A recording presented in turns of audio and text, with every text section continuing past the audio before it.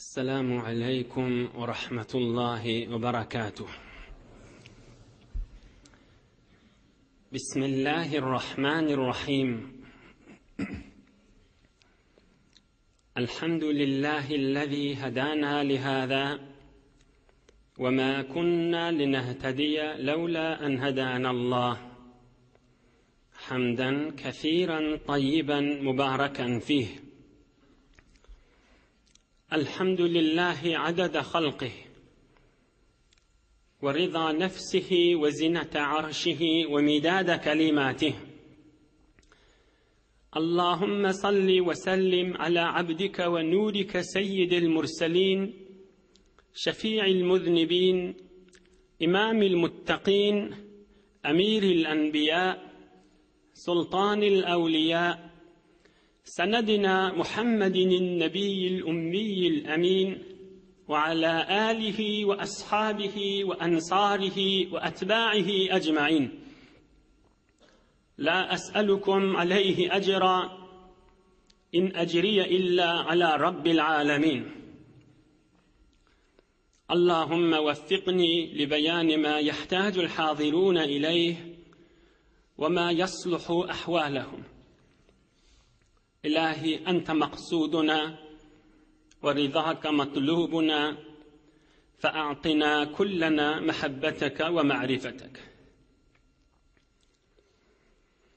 Büyük pek Allah tebaraka ve teala hemmenizin taat ve ibadetlerinizi, salih amellerinizi, Huda için oturuşuklarınız ve muhabbetleriniz ve tamam duayı hayırlarınız lütfu keremi bile kabul edip de hemmenize iyiliğin içeriğiniz, dost yarınız, kavmu hişiniz, inatağınız, oğul gıydınız, dünya ve ahiret saadet gönülmek yüzü aklık versin inşallah. Huday Teala yurdumuzu parahat edip, vatanımız emniyet bulup, ulamalarımız ve milletimizin ağzı birliğinde, dinimiz, dünyamız abatlıkta yaşayalım inşallah. Gözümüzün nuri, rahmetullil alemin, Muhammed Mustafa sallallahu aleyhi ve baraka ve sellem Handak cenginne Hazreti Selman-ı Farisi radıyallahu anh'un maslahat vermegi bile bizim yurdumuzda bir anırdan gelen düşmanının korksak şehrimizin daşına çukur kazıp jar kazıp olukon anırdan gelip at zıngmar yali at geçmedi yali ediyez ne maslahat deyip Peygamberimiz de maslahat bilipdi. Geçen hafta Huday kokluduğundan geçipdi. O ham şonu kazmana başlaptılar. Medine-i Münevveren 3 devrevi dağ ya bağlı düşman gelip bilecek değil, birce yerinden gelip bilecek falan dağ bilen falan dağın arası, fakat şu arani kazmalı oluptur, handak diyerler şu. Bunun adına Cengi Ahzab da diyeler. 21. parada Kur'an-ı Kerim'de Sure-i Ahzab da vardır. O da şu Cengi Ahzab'ın gurrunu olan san Sure-i Ahzab şu da. Ve herhal şunu kazman gurrunun içindedir.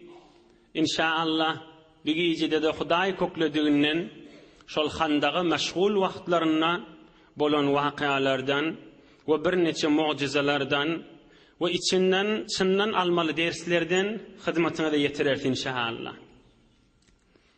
تقول ابنة بشير دعتني أمي عمرة فأعطتني حفرة تمر في ثوبي. Beşir diyen sahabaların biri şonqiydi aydiye sahabalar ve Resulullah can qadıp hemmesi meşgullula pil vurmak, kulen vurmak, kum çekmek. Oham enem beni çağırdı ve bana eteğini tut dedi ve men eteğime bir kaşavuç hurma verdi. Barışını deden ve dayına akitte berdiydi. Denane vertir gıydına, var deden menen dayına ver deyiptir. فأخذتها فانطلقت بها فمررت برسول الله صلى الله عليه وسلم. Aham etegime tutup dädim menen daim gözläp aylanyp duqam Rasulullah sallallahu aleyhi ve sellemin deňesinden geçip barýardım. Aham peýgamberimiz aýtdy: "Ya bunayyata, Cangyl, näme etegiňdäki?" diýdi. Aham men aýtdym, bir miqdar hurma enemi berdi, dädeň menen daýyňa akitde berdi diýdi. Onu getir göreylik bärik berdipdir. Aham fasababtuhu fi kaffay Rasulillah sallallahu aleyhi ve sellem fema mala'athuma. Aham peýgamberimiz etegi gaşawuç iki elini tutdy, men de etegimden peýgamberimizin gaşawuçyna elini goýdum. Emma peýgamberimin iki aýasy dolmady, adanrakmışdy. Fema mala'athuma. Gaşawuç dolmady, eli dolmady, mübarek elleri. Aham peýgamberimiz aýtdy, bir parça, bir selle, bir miqdar bir parça gerek diýipdir. Bir ýalyk. Aham getirdiler we hurmanyny şoňa goýdy. Aham aýtdy: "Israh fi ahlil handaq an halumma ila al-ghada'i." Yani ki sahabalan birini aýdypdyr. Bitin muhacirin we ensariler çağır, hemmelerini gelin ertilik subhanallah we diýip aýtdypdyr. Aham o da yani ki de jar çekipdir, gıýgyrypdyr. Gelin peýgamberimiz ertilik subhana amada diýip aýdýa. Aham hemme sahabalar gelipdir. Fejtema'a ahlul handaqi. Tamam sahabalar gelipdirler. Aham şondan imana dörpdirler. Her kim bir hurma, iki hurma. Ve ceale yazidu hatta sadara ahlul handaq ve innehu la yasqutu min atrafis thawb. Hemmesi doydum deyip anryk çekilliler ve şol parçan kaptarlarından hurma kade yere de gaçardy deyipdir. Köfelip bereketli bolup mucize diýerleri ilmden haryslar, akyllan haryslar, Allah Taala'nın kudreti dostlarynyň üstünden, peýgamberleriň üstünden dörese ona mucize diýilýär we peýgamber bolmadyk ewliýalardan dörese ona keramat diýip aýdylýany. Hemmesi doýup sowullala we innehu la yasqutu min atrafis thawbi. Şon kaptallaryndan yere gaçyp dökülüp de durardy känliginden.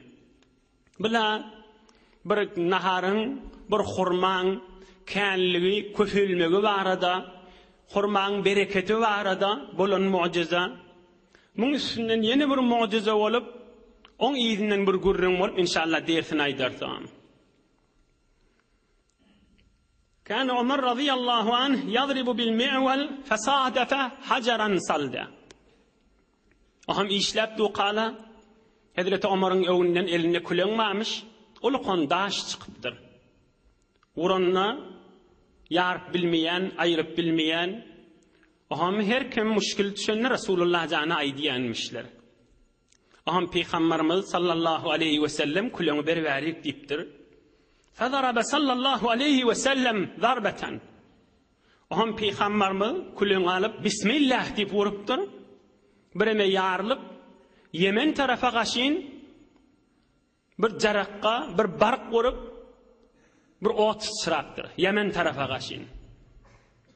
Aham bismillah diýip ýene birini vurupdyr. Summa daraba ukhra fadahabat barqatun ukhra ila Şam. Şam tarafa ýene bir däne jarakka barq ograpdyr. Ot çırapdyr. Daş demir uranda ot çyrýada. Aham yeni bir däne urupdyr, meşrik tarafa, Fars tarafa birbiriň ýurtlamada gaşyn çyrapdyr. Aham Hazreti Selman Farsi radıyallahu anh aýtypdyr: "Ya Resulallah, sen 3 gedek wurdyň we bir gedek sen wuranda ol ot çyrap Yemen tarafa gaşyn uçdy we bir gedekde Şam tarafa we bir gedekde Günnogor meşrik tarafa, Fars tarafa uçdy. Aham ey Selman, sen gördüňmi şolar?" diýipdir peýgamberimiz. Onu men gördüm diýipdir.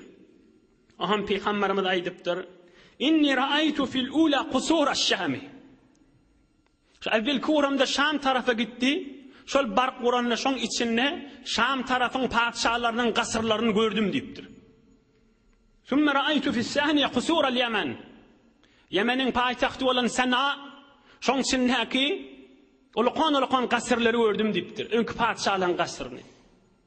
Ve ra'aytu fi's-salise qasra Khusra Kesra el-Abyad bil-Medayin. Üçüncü ödek uğramda da Fars tarafa Husro Perviz'in ak kasırını gördüm deyipdir. Medayin neyen yurtta deyipdir. Ohan Peygamberimiz Hazreti Salman ki odul Farslı olansan aydıptır. Husro'nun kasırını, Husro Perviz'in kasırını falan tüyüslü aydıptır. Şu tüyüslü gördüm. Ohan Hazreti Salman aydıptır. Ya Resulallah, men şu öd yurdumuzda kam menne şonu gördüm. Edilsen aydışın yanık. Allah bilen men amd etsen edilsen aydışın yallypdyr. Ohan Peygamberimiz aydypdyr. Ştadan meylek bir görüňle ba. Hadihi futuhun yaftahuhu Allahu Teala aleyye ba'di ya Salman. Ey Salman, men dünýeden geçemden soňram basymlykda şol Yemen, Şam we Fars feth boljak, dini İslamyň nury şol ýurtlara barjakdan nipdir. لتفتحن الشام ويهرب هرقل إلى أقصى مملكته. Şam'da Rum'un padişahı hükümet etipdi, ol kaçıp ahir Bizans'a kaçın geçecek diptir. Öz ahirki bölüğüne kaçın geçecek, bu tağlarda kalacak değil. Sonra Yemen'ne feth, sonra Fars'ta olacak. O yuqtalu Kesra, Husro'nu öldürülecek diptir Husro Perviz. Sonra oğlunun elbinden öldürülüyor. Ohan Peygamberimiz Hazreti Salman'a şehit gurrun veriye, Hazreti Salman Ahmediye sonra rivayetlerde. Kullu hâzâ kad ra'aytu. Ölme kam üçüsünü gördüm deyiptir. Yemen'in feth bolanını, Şam'ın feth bolanını, Fars'ın feth bolanını gördüm deyiptir. Şehittirip, ol hurman bereketi, ohum Resulullah can, sahabalarının arasında, külüň menen vurup ot çıkıp, bulara bir mucize, Allah Teala daş yerlerdeki zatları yakin edip gözüne kök edip, bir de özünün sahabalarına aydıp cenk meydan yetip geliyor dainni. Ohum Peygamberimiz de sahabalar bilen hem zahmet çekip, hem Hudaý Taala'dan bir bereketler olup, hem kudretler olup, sahabalarını keyif edip, lezzet etip da, nurun eteğine, ruhaniyetin eteğine, nuraniyetin eteğine, Resulullah'ın muhabbetinin eteğine, ohum bir hoşlukta olupdur. Ki meselen basımlıkta, bir Fars, dünyanın korkyan olukan imperaturi, ondan sonra Yemen, ondan sonra ol Rum'un bir tarafki Şam'a, üstünden gözlep durulmuşluk, fetih olacakmış deyip degen ştu kala, imma dünyanın kaptalına, dünyanın hoşluğunun hemişe azatsa bada. Yani neyme? Yani iştegeler. Dünyanın hoşluğu, kaptalına mıdam azap bolup durmalı, mümin Müslüman da olla. Tekrar edeyim. Şu bizim yaşap veren yerimiz dünya. Cennetmiş dahi. Yok. Beheşte deş dahi. Türkmen beheşte uçma diye. Uçma deş dahi. Bu dahi dünyanın içi. Hoş oluvatın. Berekette yaşaptın. Lezzette yaşaptın. Bir yerinden sana ıza gelmeli. Bitirdi neyme ıza? Dilin ızatı. Dilin ızatı bolup durmalı. Şeyittirip sahabeler keyif etip duqa. Şeyittirip lezzet alıp duqa. Münafıklar aydıptır.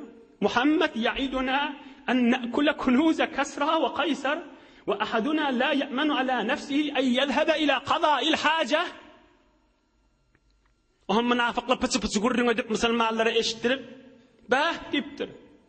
Muhammed sallallahu aleyhi ve sellem imparatoriye Rum'u Müslüman olur deyip haydiya deyiptir. Titrep dehretsin za çıkıp bilemizak deyiptir. Bizim elimizden barıp şonu fetheden mi olacak mı deyiptir. Titrejiyotiz kulön vurup deyiptir. Bir neyse nefer olup deyiptir. He deyiptir, bolcuk zatmışı deyiptir. Nedir Müslümanlı beginişip, hoş oluşup, Resulullah'dan olan bu işler eşip keyif eşituqa ve mızahımsılık kaptallarından geliptir. Dehretsin za çıkıp bilemizak deyiptir. He bizim elimizden barıp Şam fetih olmalı, barıp Yemen fetih olmalı, barıp Fars fetih olmalı.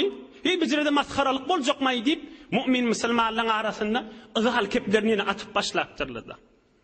بکوشش توان دجله را پیش بست، بکوشش توان دجله را پیش بست، زبان بدندیش را نشاید بست.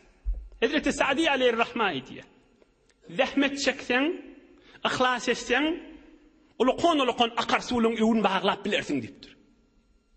Ulukon akarsulun arnalın evun bağlap, kum koyup, ağaç koyup, demir koyup, set becerip bilersin diptir. Ama azavaya adamın dilin bağlap bilmersin diptir. Ama azavaya adamın dilin bağlap bilmersin diptir. Nazire Peygamberimiz mucize ediyorti, sahabeler keyif ediyorti, onlara hoşluk buluyorti, dünyada boyun almadı. Mümin Müslüman doğalla, mescide katnayalla, Kur'an-ı Kerim'e katnayalla, tefsirlere katnayalla, siret Resulullah katnayalla, din ehemmiyetin beriyalla, dünyanın kıyınsılığın boyun almalıdır. Azal kef boyun almalı, çare yok boyun almalı. Ya eşitmen şık olmalı olyan, yok eşitmen şık olup başarmayan ne olsan, bayet tahammül etmeli olyan. بکوشش توان دجله را پیش بست، نشاید زبان بدندیش بست. Ulukan ceyhunu bağlarsın, gurveni bağlarsın. Ulukan akarsuları bağlarsın. Emme zavı adamın dilin bağlap olmalı. Anırsın lakbırak aydı qalar. Sen narahat ettiyen gördüğünü. Bilmeyen şık bulup, beylesin bakıp sana azah veriyen, sen ruhiyanı deviyen, sen bernamağını şikest verecek bolyan, sen ayağından bir asıl qaliyen, hulasa dilliyelleri, kipdiyelleri hevur içinden yetişiyor da, şonu bilye, anırsın nakıp bilmeyen şık aydıp qalayandır. Münafıklan etip duran işini gördü. Eğer bir perid şon melek zahasman, bedamen deravizedet betkuman. Eğer sen asmanı da uçup bariyen molsan per vurup, şol azavay adam bir ayağından bir asıl qalar asmanına nämişin ma gel yerde yaşa beda dip. Şoňa bakilçilik edip, şoňa hesadet edip, qara sana azab berjek bolup, eger perişte ýany uçup barýan bolsaň, bedamen daravizedet betkuman, azavay adam bir sana asıl qalar dipdir. Ayağından tutar, köýnüňden ýapşar, asmanda nämişin ma? Ýaşap berdi halk ýanyk ýerde diýip aýdar. Seni diniňden ne goýjak bolar? Kur'an'ından ne koyacak bolar? Mescidinden ne koyacak bolar? Wagdy nasihatinden ne koyacak bolar? On bayat tahammül etmeli bolýar. Ol dünýäň bolup barýan bernamasyny ya eşitmenşik bolmaly, bilmenşik bolmaly bolýar. Öz geçer gider diýmeli bolýar. Gülüp sowmaly bolýar. Çare ýok. Son Resulullah sahabalar bilen näjirek jeň öwlerine ba. Kafirlaryň dofuluk gelýärleri boljak. O da 10.000 nefer bolup geçen heftelerde geçti. Yetişmeni işlep tuğla. Peygamberimiz kuma ulaşıvati. Am aralarını bir bereket bolup, bir mucize bolup, hoşluk bolup tuğa, kaptalarının azabada. Yine bir cidane nasihat ta'ideyin, şu azab beriyannen süreyim. Bir mahallaçılığı gurruna, azal kip iştiyanın gurrunu de. Oy gurrun kamil olsun 3-4 dakikan geçecek işi yoktur.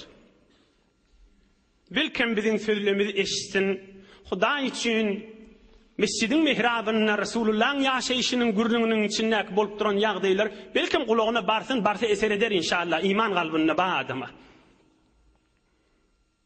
Aza iştihan adam bayet tahammül etmeli çare yok. Eşitmenşik bolmaly ya gülüp sowmaly. Ama aza berýän adam aya Hudaý Taala dil beripdir insana azat goýup durmay nämeýsen aýdy bermeli. Aya dilin mesuliyeti ýokmay. Burun Hudaý Taala ey ben de sen näme halan zadyň paçawlap dudun, näme halan zadyň aýdyp dudun. Hudaý Taala maňa ijazat berdimi kan, bermedimi kan diýip sorag boljagyna iman ýokmy kan? Ya Hudaý Taala dili bi kulli azat etip goýupdyr, näme aýtsaň aýdy bermeli etip goýdumy kan? Aýa meger dillýäniň ulkan izaly bolup, erheliň aralaryny bigat sawutmaýarmy? Bidirek yalandan izaly diller. Oğulgydyň arasyny sawutmaýarmy? Ne kadar ha hanavadaları bidirek azavay adamın dili bilen hanavadalar dargamadymy? Yalandan kepler bilen, azavay diller bilen ne kadar tayfalı birbirinden sawymadymy? Hatta şu öz Türkmen ýurdumyzyň içinde de ne kadar iki tane owa aradaky azavay adamın, bidirek adamın azal kepleri iki owa birbirinden kepleşmän geçip berildi bada. Aya şol adam birimi pikir etmeli almay, imanın içinde, Allah Taala'nın muhabbetinin içinde, Dilin mesuliyeti vardır deyip. Aya iki tane ahun, iki tane alim, iki tane dine hizmet etip birinin arasını bulmayamayışı dil. Zavi adam fuzulluk bilen, bir kep aytmak bilen, dilini qaim bolmasızlık bilen, iki tane ulukun alimin arasını bulmayamay. Ohum şol adam fikir etmeli amay. Men kıyamatta Allah Teala näme cevap bereyni? يوم يكون الناس كالفراش المبثوث وتكون الجبال كالعهن المنفوش فأما من ثقلت موازينه فهو في عيشة راضية وأما من خفت موازينه فأمه هاوية وما أدراك ما هي نار حامية. قيامة يغديلر بذات رياضة سلم اللامي أفلا يعلم إذا بعثر ما في القبور وحصل ما في الصدور. قبردن çıkıp adamın tamam dili ve içinde kıdatla daşırık çıkıp duran kıyamatta tamam edeni işlerine cevap vermeli yağdayları yağda salmallamay. Yağda halan dadın aydık koy vermeli mi? O direga değildir. Dilin ulukon mesuliyeti vardır. Resulullah can aydıptır. Dil kan adamları burliğin yüzleri bile sürüdüp cehenneme okladı deyiptir. Dilin etiyen zererleri yana kıskacık aytıp geçtikte bir 2 dakikanın içinde. Hanıbadaları, ızalike bir adam ara düşüp bilmeyenşik bolup bir hileyin kefi bilen ne kadar hileyle, ne kadar kudagarınlaşlar, ne kadar gelirler birbirinden, ne kadar hemsayalar birbirinden aradaki adamın kefi bilen. Resulullah sallallahu aleyhi ve sellemin bir mübarek hadisi var. Vaktimde geçip bariya bir teberrüken şunu okuyayım fakat tercümesini aydıp mun şerhine girmen ohum Resulullah'ın gurrunun idin aydayın. Resulullah can bütün ummetine bir nasihat aydıptır. Hemmemiz dinleyliğin, hayırlılığın, gözümüzün nuri ve başımızın tacı olan Muhammed Habibullah sallallahu aleyhi ve sellemin nasihatini. Peygamberimiz aydıptır. Ala kulli muslimin sadaka. Hadisun sahih, muttefakun aleyh. Tamam Müslümanların boynuna lazımdır sadaka vermek deyiptir. Ohum sahabalar düşünüptür, pul vermeliyip. Ya Resulallah, pul yok adam nämesin? Ohum Peygamberimiz aydıptır, ya'tamilu biyedeyh feyenfa'u nefsehu ve yetesaddaq. İşletin ne deyiptir? İşletin deramedi olsun, pul çıkarsın, ödü de hayırlansın, halk garibe de bersin deyiptir. Kıskaca fakat manasını aydeyin. Ohum aydıptırla, bundan maşada sadakan yolları yok mu deyiptirle. Kalu fe illem yefal. Bundan maşa yol yok mu? Sogabı bağ olsun.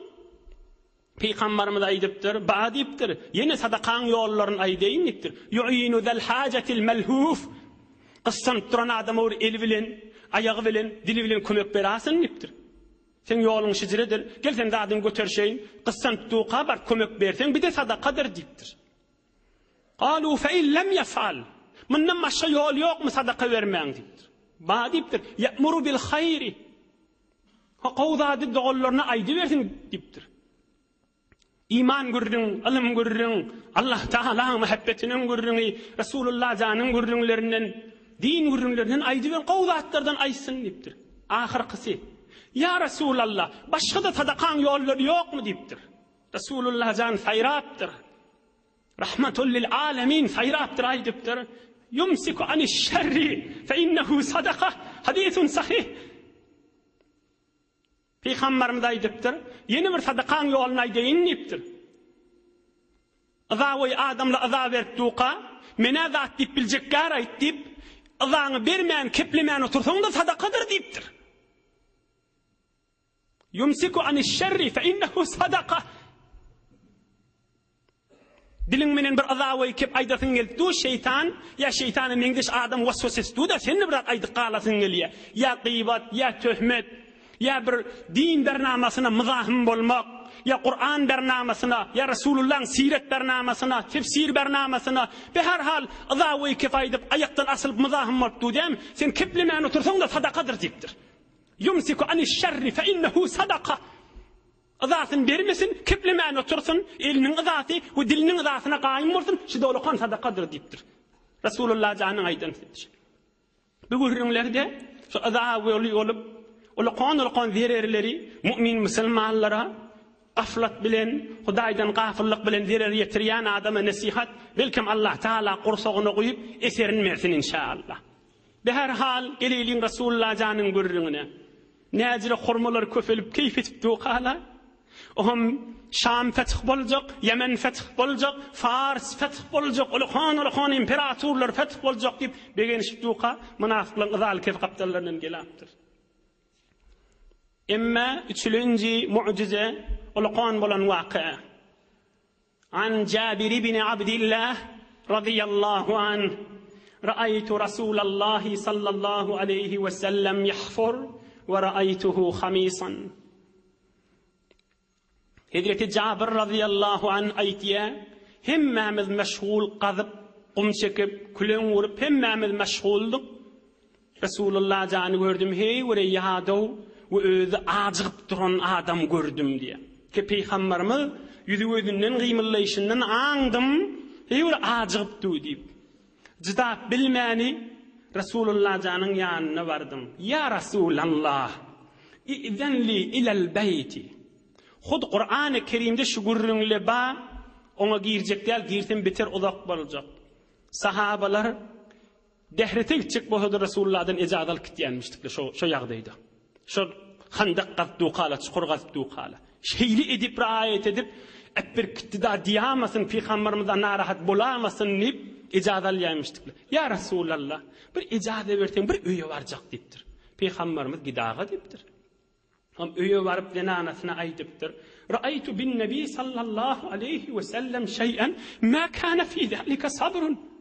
Ey ayal diýipdir. Peygamberimizin zahmet çekip, külen vurup, pil vurup durşuny gördüm. Yüzü özünden heýure ajyp duran adam gördüm. Asy jydap bilmedim, görüp bilmedim diýipdir. Öýde de bir zat ýokmy iman edipdir. Bir akdin Resulullah ya gelliýil diýipdir. Asy biter diýipdir, görer ýaly diýipdir. Mene jydap bilmedim diýipdir. Oham zenanasy aýdypdyr, indi şairun we anaq. Bir miktar arfa ba, birdir awlajyk ba diýipdir. Geçiň çagasy awlak ba diýipdir. Ay getir ýada düşenak diýipdir. Awlagy öldürip, arfanyna uýdup un edip, ony hamir edip çörüňeşdim diýe. Denanam bilen. Oham doguraşdyryp, eti gazana gaplama salyp, ojaň üstüne goýup ýakyp başladyk. Hamirde ýaxşy ally we tamdyra salyp bişmäk oleýlanna Peygamberimiz sallallahu aleyhi ve sellemin ýanyna bardym. Faqultu: Ya Resulallah, tu'aymul li fa'ti anta ve men ahbabta min ashabika. Ya Resulallah, tu'aymul li, bir naharjygym ma öýde diýipdir. Dogry manasy şu. Tu'aymul li, bir naharjyk taýýarladym öýde diýipdir. Özüň bolsaň bir 3 neferde sahabalardan haýsyn gowursaň alyp gaýsaň diýipdir. Maham Peygamberimiz sorapdyr, "Kam huwa?" Näme tardyň öýde diýipdir. Ony bir awlak, bir de palança miktar, palança çanak, un şonu çörek etdik. Kesirun tayyib we kanat awdat diýipdir. Ýanyna qyğırdypdyr. Ajibu Jabirun yadukum. Tamam muhacirin ensarıyla. Hemmäňiz eşdiň Jabir'in sadakasy we hemmäňiz çagyrya barmaly diýipdir. 3 nefer, 4 nefer bar, 5 nefer bar, 10 neferlik naha. Küçmüň neferi yetmeli. Jabirun yadukum. Hemmäňiz çagyrya diýipdir. Aham bar denanaňy da aýt diýipdir. Qul laha la tanzi'ul barmah wa lal khubza min at-tannuri hatta atiya. Men baryançam gaplaman gafagyny açmasyn, tamdyrdan da çörek çykarmasyn özüm barjak diýipdir Peygamberimiz sallallahu aleyhi ve baraka ve sellem. Şolay diýen gördüňüm Sahihul Buhari'de we Magazi Waqidi'de we dünýä boýunça senetli tarihde gördüm. Aham Hazreti Jabir öz içinden aýdypdyr, innaha al-fadiha. Ulaqan biýabry boldum men diýipdir. Aham ýortyp denanasyna aýdypdyr. Weyhak, jaa an-nabiyyul Mustafa sallallahu aleyhi ve sellem bil muhacirin wal ansar. Ay ayal diýipdir. Tamam, hemme sahabalar çagyrdy diýipdir. Ay denanasy bir gowgurryň aýdypdyr. Radiyallahu anha. Barakallah.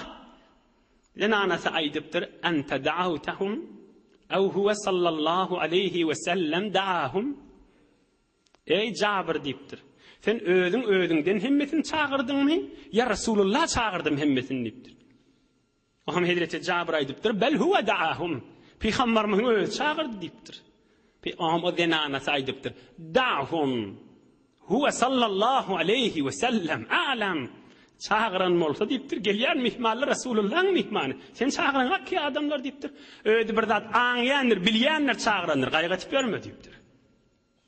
Aham Peygamberimiz sahabalaryna aýdypdyr.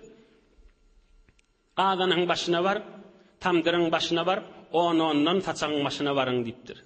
Ondan her kim garyn doýurup çykyp gitmeli dipdir işine gaşyn. Bir rivayette hud Peygamberimiziň özü, bir rivayette de bir neçe sahabalaryna buyurupdyr. 10 neferlik gaplamaň gadanyň gapagyny açyp, şondan bişen etinden alyp, çöreğin üstüne koyup 10 neferlik etip koyýan bolmaly. Ýene de tamdyryňda üstüni yaptırıp, gadanyň da üstüni yaptırıp koyýanmışdy. Şeýtirip 10 müňden sahabalar hemmesi garyn doýurup çykdylar. O Resulullah janna idi we baqiyatun. Aham soňram ýene tamdyryň içinde bir miktar çörek galdy we gadanyň içinde bir miktar nahar ýene galdy. Aham Peygamberimiz aýtdy: "Kuli hada we ahdi fe innan nasa asabatuhum majaa." Rawahu al-Imam al-Bukhari fi Kitab al-Maghazi. Aham bir miktar naharda galypdyr. Aham denanasyna aýdypdyr. Özüňde iyi, başa döwrüňde galanyny paýla, adamlara birime açlyk düşdi, buň horluk düşdi, hawada sawup dipdir Peygamberimiz sallallahu aleyhi ve sellem. Inhe mucize diýerler şey. Ilmdan we adatdan hariç zatlary, harikul lil aada zatlary, Hudaý Taala'nın kudreti, özünün Peygamberiniň üstünden döreýän zatlar, mucize diýip aýdylýarlygy. Olany belli zat, emma öz der salmaly zadymy gözden o bendeleri hiley bolup, oğlun şoklary bilen, hanywadasy bilen dine hyzmat edip, ne kadar lezzet alyp geçipdirliş, öz dertimiz alaýlyň deý. Düşman gelýär aňyrdan. O denanasynyň on kömekleşip duran ýagdaýyny içerisi bilen bile hemmesi hoş, hemmesi gamy gossalary din gaýgasy, hemmesiniň bernamasy Allah Taala'nın mehabbeti, hemmesiniň bernamasy alyp barýan ýoly Resulullah'ın mehabbeti. Aya şolar ýaşaýyşlarynyň lezzet alýanlarmy? Ya näzire ýaşap berenlerini bilmeýän äfsürde bolup geçirenlerlem şolar. Şu zamanyň insanlary ýaly, şu zamanda ilm zaman, teknoloji zaman, kompüter zaman, insan ilmde sowatda gaty öwe düşen zamanyňdaky insanlar heýwer hoşlukda ýaşap, hiç absurda adam ýok bolup ýaşap bämi? Ya olar keyfetip ýaşadymy kan? Geleyliň öz giňlikde aklymyz bilen pikir etip göreýli. Taşyndan gözläňde, olaň bir asaýyşy zatlary ýok. Olaň bir ilmde teknolojide öwe geçen zatlary ýok diýeli. Emma ne kadar zindigilerinin lezzet alıp geçipdirler. Ne kadar hoş yaşak geçipdirler. Näme diýip?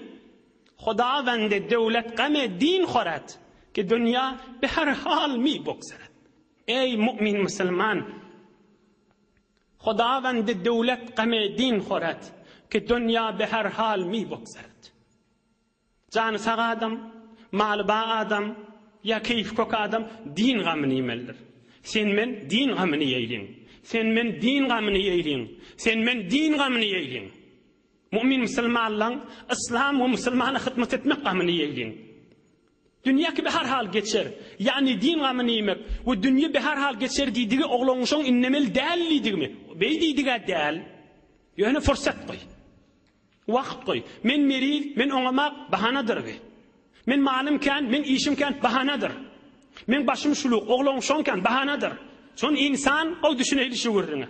Ey jawan dost, Hudaý üçin ýüregimden umidim kändir. O kulagas düşünödüne de. Özüne amal et. Senden menden garyplar, senden menden başy şuluklar, senden menden heýwir meşguliyat kän insanlar geçipdir. Emma dine hyzmat etmeli bolsa hemişe sefe evvellemişdikler. Bahane etmeýin. Son Allah Taala insany heýwir himmeti ýokary etip ýaratypdyr. İnsanı Hudaý Taala gaýratyny ýokurdan tutsa, öwüne dağ durmaz ýaletip goýupdyr. Men öz zindigime meşgul bolup men zada ýetişemek, hay palanjyra bolsa men hyzmat ederdim. Puç gurrun dilimde agdamaýlyň. Şu gurrun puç gurrun. Şonu insanı Hudaý Taala 3 nefer bilen meşgul bolanna başga zada yetişmez ýaly yaratmandyr. O zatdan hewre qawi, niruman etip yaratypdyr. Himmetli we gaýratly etip yaratypdyr. Senden menden fakirrak, senden menden meril, hiç da yaraw ýok adamlarda bir ýol bilen dini hyzmat etip geçipdirler. Bir wagty bir alim adam mamşda, dünýeden geçşek bolup duran, ahyrky wagtym işte. Ka huşa gelip, ka bi huş bolup, birden huşa gelipdir. Ay mollala ýazyň bir zada içjak dipdir. Ýaza weriň dipdir.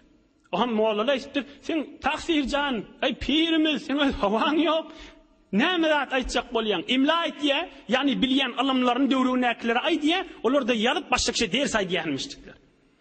Ohan ýazyň söz dip, demin çekip, kelime ýazdyrypdyr. Ohan aýdypdyr, belkim dipdir şu zat ýaýdan zatym menenne, belkim mu'min musulmanlara we islama, belkim dinime hyzmat bolup Allah'dan kabul ediyorsun dip janyny beripdir. Ahyrky ýagdaý şol. Zada yaramallar şol. Hiç olatlara pikir bitmeliler ki, imma yine de öwrüläp aýdaýyn. İnsan birin jinsimi garyplyk, malikan, meşgulliýatykan, işme ýetişmek, men meriz diýipde galmadan daýaw etip yaratypdyr Hudaý Taala. We eger insan gaýratyna alsa, eger himmet etse, eger himmet edip men şonu bitireýin diýse, fakir bolsun, meşguliyat kanmon, oğlun şol kanmon, sürün tuğun tapman yören bolsun. Eger yeni men dine hyzmat etjek diýse, şoňa ýolly kan, gafyda kan, her ýollan marjak diýdi başaryýada. Ýaltan galmaýlyň, din ýadymyzdan çykarmaýlyň. Rasulullahyň zähmet çekip, özü kulen alıp, öz elini pil alıp, özü kulen vurup, pil vurup, kum çekip durupdyr Rasulullah'a nämeden çürüm? Dine hyzmat etjek bol. Birileri ders vermeden çürüm. Ta inke men Rasulullah arşlaň başyndan aýlanyp gelýän adam şeýle zähmet çekipdiň. Ey kepläp duran, sen bikar yatma diýdi. Ey eşitip duralla, sen bikar yatmaň diýdi. Mundan aňyrda insana ders gerekmi? Näzire men şugurdyň üstünden geçip gideyim? Aha biz näzire insaf edeli şugurdyň üstünden geçip gideyim? Näzire ders alman aglaman geçip gideyim? Pil vurup, kulen vurup, sahaba aýdypdy, Rasulullahyň ýüzünden aşlyk görüp, jydaman öýe barıp şu işler etdim diýipdi. Bilen bilmänşik bolmaly. Näme? Ay zindigi bir forum bolupdyr, indi adam zada yetişmedi ýanak bolupdyr diýip näme diýip özümizi ağlamaly. Ay ýaşky bir kıyamatda Rasulullah janyň huzuruna da aýdyp bilertmay, sen de men ummatyňmy diýende, hawa men de ummat ahym diýip bilertmay.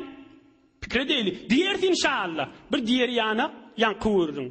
Bir din hyzmatyna men palan muğu bir zat etdim ahim diýmäýliň. Näme diýip Rasulullah diýipdirmi şonu? Rasulullah diýjek bolsa Mekkedäki çeken horluklary boljak. Indi Medinäge gelip bir diniň izzatyny ýene de sebep bilen kum çekip, kulen vurup, pil vurup özde zähmet çekipdi. Sana dersdir daş. Bikar ýatmasızlykdan çürüýüm. Gelin öz ilunymyza gel. Şu dünýäni mahal gör. Din gamyn iýämi inşallah. Ha iýmiýe. Hop iýmiýe nämeden çürüýüm? Hamana bir 2 daqiqa wagtyňyzy alaýyn. Hamana insanlaryň fikri şijire bolupdyr. Dine wirsen hoş geçirip bolmaýa. Dinin gamyny iýsen, din bernamasyna ahun, molla, Qur'any girsen, zindigi ýetip bolmaýa. Emma şondan daş ýaşasaň, gow zindigi ýetip bolýar diýen bir pikir bar. Ha bolýa şeýlemişdik. Bir neçe ýyl berdi insanlar dünýä boýunça görýär. Ayat çyndan şumal şu dinden daşlyklar bilen insan hoşbahtiye yetdimi? Aya erhelilerin arasında mehabbet barmy? Aya hanawadan içinde bir hanawadan taf bilýärmi tamam mehabbet baryn? Birje hanawada.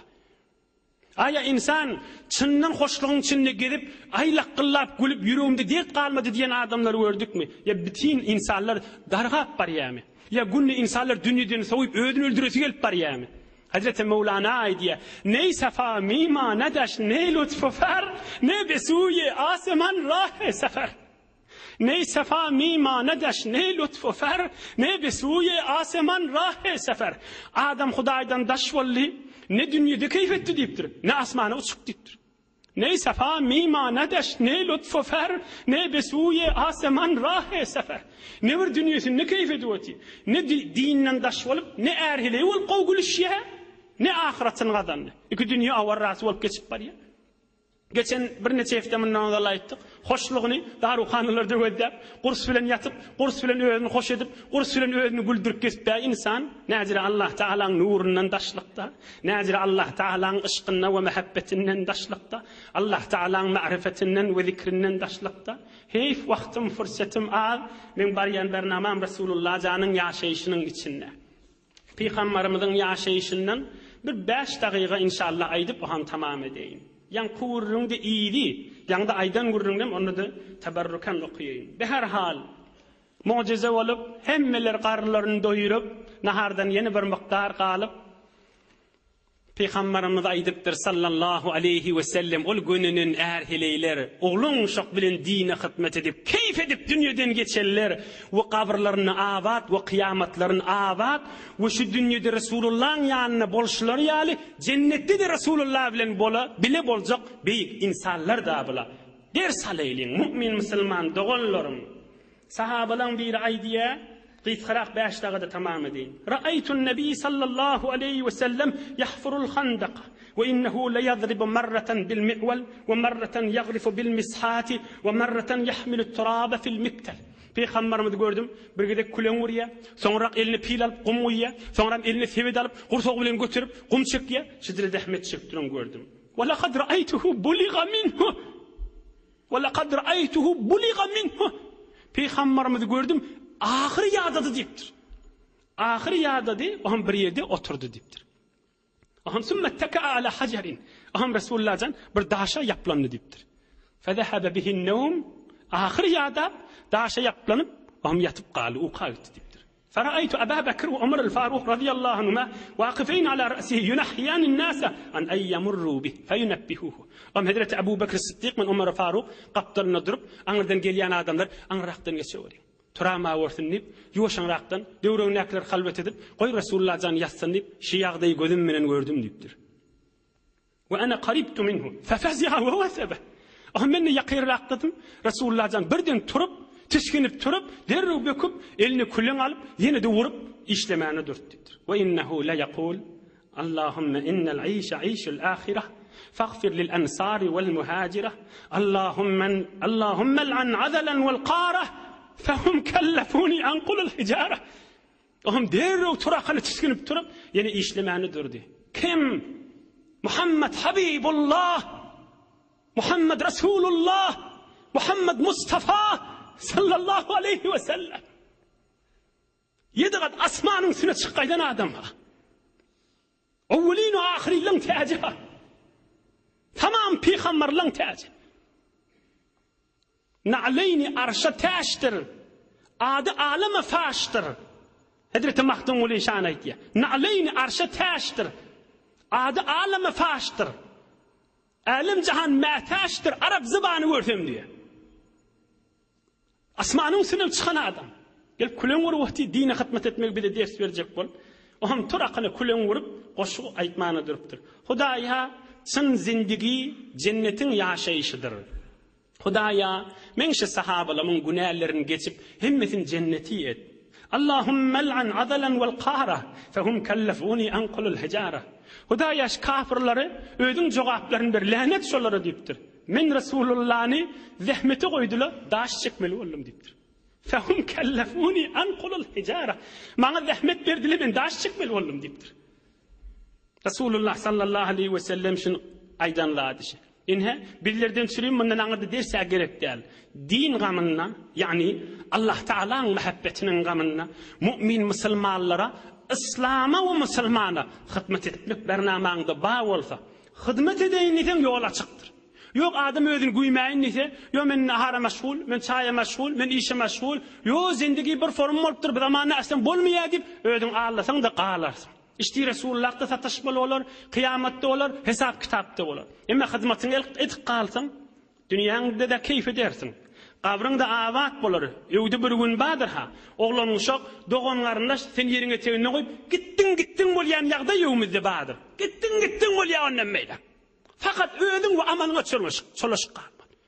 Fakat ödün ve amalına çalışık kalmalı. Fakat ödün ve amalına çalışık kalmalı. Şu içine gitti de gidelim. Biz de burun gidecek, şundan çürüyüm de orta hizmet edelim. Nuraniyetimizden çürüyüm dünyada, ve kabrımıza ve kıyametimizden çürüyümde. Hudaý Taala iman abreyden ayırmasın. İnşallah inniki hefte Hudaý köplüdüğünden iyidini alıp gider. Hudaý Taala merizlerimize şefa versin. Hudaý Taala dünya ahir görjegimizi gowuluk etsin. Kalplarımızı, yüzü gözlerimizi, öýlemiz nuru imandan dolu etsin inşallah. Bir alhamd kul huvallah Suriye Felak ve Nas hoş boqiyelin inşallah ötürlen ruhuna bahşetip dua eder. İlunimde okuyver.